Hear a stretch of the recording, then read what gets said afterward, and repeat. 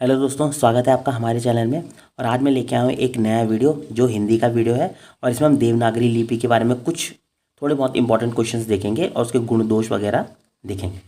तो पहला क्वेश्चन है कि देवनागरी लिपि का मूल स्रोत किस प्राचीन लिपि को माना जाता है। ऑप्शन है खरोष्ट लिपि को, सिंधु लिपि को, ब्राह्मी लिपि को या फिर शारदा लिपि को। तो इसका जो राइट आंसर है वो है ब्राह्मी लिपि को। अगला क्वेश्चन है कि ब्राह्मी लिपि के बाद देवनागरी के विकास क्रम में अगला चरण कौन सा है। ऑप्शन है नंदी नागरी, गुप्त लिपि, गुरुमुखी या फिर कैथी लिपि। तो जो इसका राइट आंसर है वो है गुप्त लिपि। अगला क्वेश्चन है कि छठी से 9वीं शताब्दी ईस्वी के बीच विकसित गुप्त लिपि और प्राचीन नागरी के बीच की कड़ी को क्या कहा जाता है। ऑप्शन है सिद्ध मातृका लिपि, महाजनी लिपि, टंकरी लिपि या फिर ग्रंथ लिपि। जो इसका राइट आंसर है वो है सिद्ध मातृका लिपि, जिसे हम कुटिला लिपि भी कहते हैं। अगला क्वेश्चन है कि देवनागरी लिपि की सबसे प्रमुख और विशिष्ट पहचान क्या है।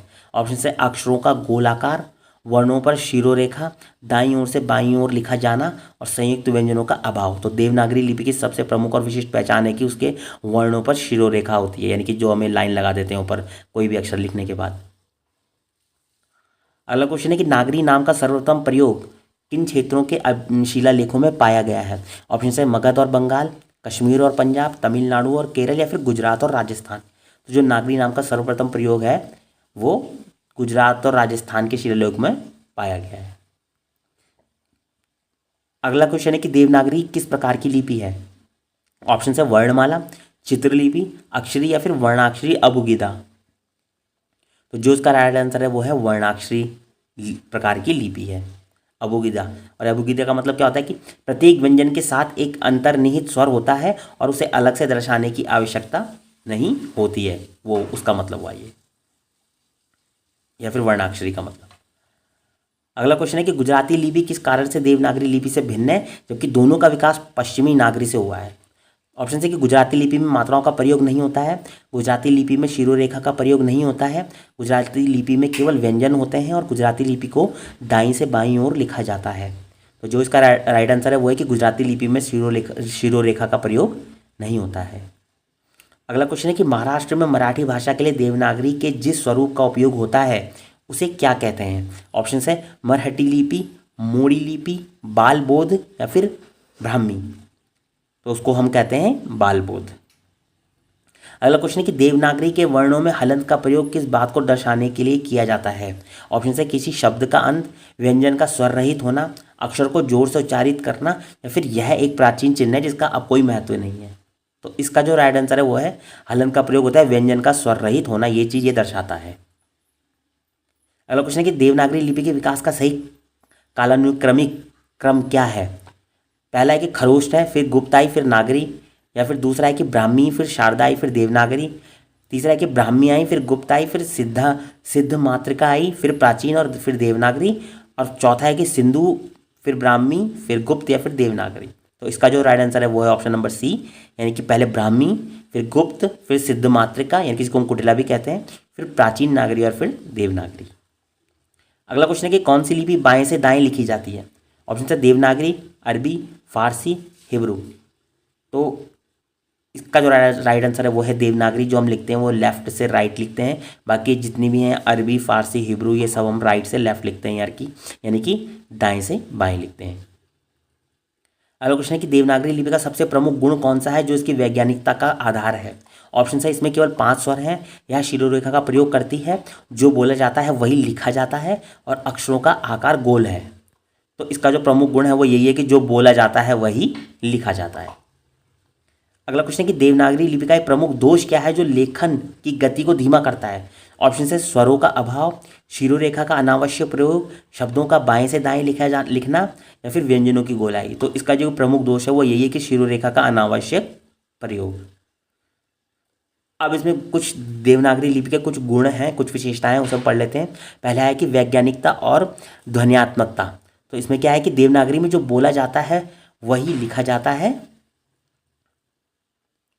तो क्योंकि देवनागरी में जो बोला जाता है वही लिखा जाता है और जो लिखा जाता है वही बोला जाता है, इसमें हर ध्वनि के लिए एक निश्चित चिन्ह है।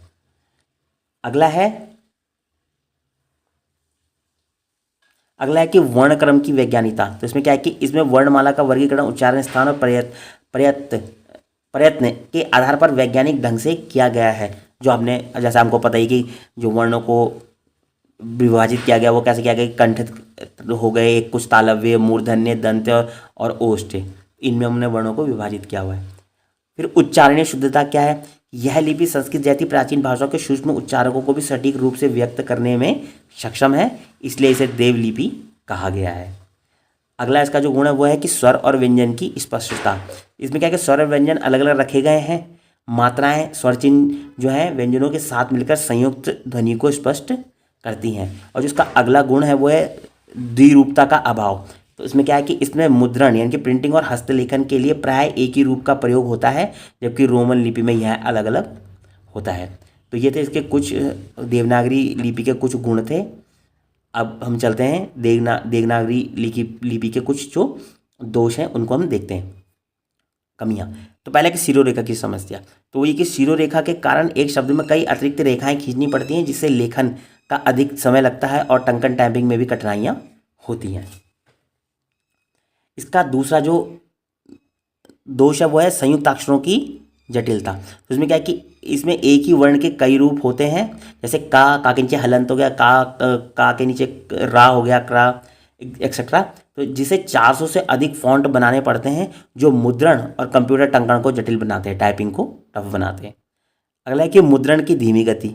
अभी कैसे है कि रोमन लिपि की तुलना में देवनागरी के अक्षर जटिल होते हैं, बड़े होने के कारण टाइपराइटर या प्रेस में छपाई की गति क्या होती है, उससे धीमी हो जाती है। अगला है कि अनावश्यक वर्णों की अधिकता। अब इसमें क्या है कि कुछ विद्वानों का ये मानना था कि हिंदी में जैसे ये हो गया री, शा, शा, अण, ये ऐसे वर्ण हैं जिनका प्रयोग बहुत ही कम होता है, तो उनका मानना था कि इस वजह से वर्णमाला को ये बड़ा करते हैं और ये अनावश्यक रूप से मतलब वर्णमाला को ये बड़ा करते हैं, इनकी ज़रूरत नहीं है, मतलब ऐसा कुछ उनका मानना था। अगला है कि अक्षर में गुलाई की समस्या। अब इसका एक दोष क्या है कि कुछ अक्षर ऐसे हैं जिनमें सिर और धड़ की गुलाई एक जैसी होती है, जिससे भ्रम पैदा होता है। अब वो कैसे है, जैसे भा और माँ बिल्कुल एक जैसे दिखते हैं, धा है और घा है, तो ये ऐसे अगर एक जैसे मिलते जुलते जो दिखने वाले शब्द है तो उससे भ्रम पैदा होता है, तो ये इसका एक और दोष है। अब देवनागरी लिपि की मुख्य भाषाएं कौन कौन सी हैं?